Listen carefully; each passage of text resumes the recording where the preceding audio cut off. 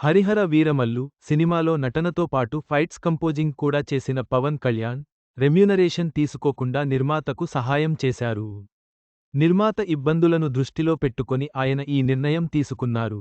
నిర్మాతలు కష్టాల్లో ఉన్నప్పుడు, సినిమా ఫెయిల్ అయినప్పుడు తమ రెమ్యూనరేషన్ తిరిగి ఇచ్చే హీరోలు చాలా తక్కువ మంది ఉన్నారు.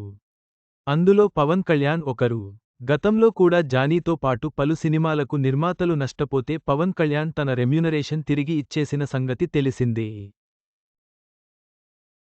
ఇప్పుడు హరిహర వీరమల్లు సినిమాకు ఏకంగా రెమ్యూనరేషన్ తీసుకోకుండానే 5 ఏళ్ల నుంచి ఎంత లేట్ అయినా పని చేశారు.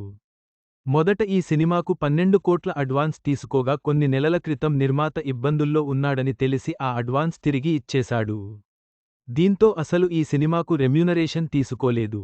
నేడే వైజాగ్లో హరిహర వీరమల్లు మరో ప్రీ రిలీజ్ ఈవెంట్.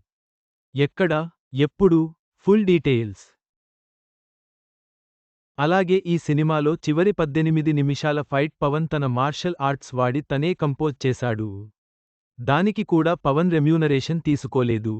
గత 2 రోజులుగా పవన్ రంగంలోకి దిగి హరిహర వీరమల్లు ప్రమోషన్స్ చేస్తున్న సంగతి తెలిసిందే. నేడు ఉదయం పవన్ కళ్యాణ్ నేషనల్ మీడియాతో మాట్లాడారు.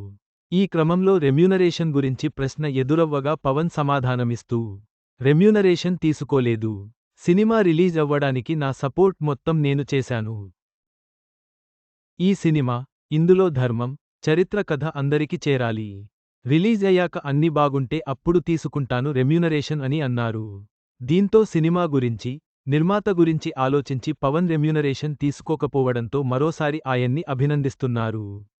ఈ విషయంలో మాత్రం పవన్కి హ్యాట్సాఫ్ చెప్పాల్సిందే అంటున్నారు ఫ్యాన్స్. మా పవన్ అన్న సినిమా. ఆయన swag. Nara Lokesh special tweet.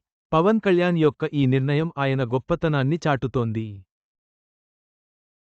Cinema విజయం కోసం ఆయన చేస్తున్న కృషి అభినందనీయం.